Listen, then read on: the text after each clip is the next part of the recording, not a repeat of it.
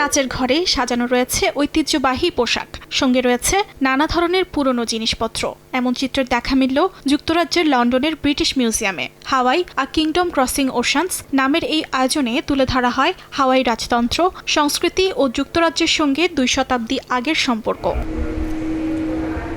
এই প্রদর্শনীটি হাওয়াইয়ের রাজা লিহো ও রানী কামামালুর যুক্তরাজ্য সফরের 200 বছর পূর্তিকে স্মরণ করে আয়োজিত। 1820-এর দশকে যুক্তরাজ্যের রাজার কাছে সমর্থন ও সুরক্ষা চাইতেই লন্ডনে এসেছিলেন হাওয়াইয়ের রাজকীয় প্রতিনিধি দল। সেই ঐতিহাসিক যাত্রাকেই প্রদর্শনীর কেন্দ্রবিন্দু করা হয়।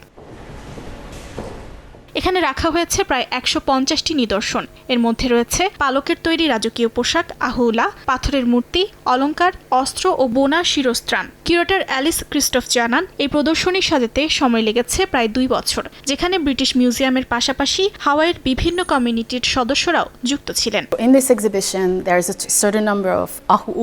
এই প্রদর্শনীতে আহুলা বা পালকের তৈরি চাদরের একটি উল্লেখযোগ্য সংগ্রহ রয়েছে, যা হাওয়াইয়ের জন্য অত্যন্ত গুরুত্বপূর্ণ। এগুলো সামাজিক মর্যাদার প্রতীক। প্রদর্শনীতে বিশেষ আকর্ষণ হিসেবে প্রদর্শিত হচ্ছে হাওয়াইয়ের প্রথম রাজা কামেমেহা প্রথমের পাঠানো একটি বিশাল পালকের চাদর। 1810 সালে এটি ব্রিটেনের রাজা তৃতীয় জর্জকে উপহার হিসেবে পাঠানো হয়েছিল।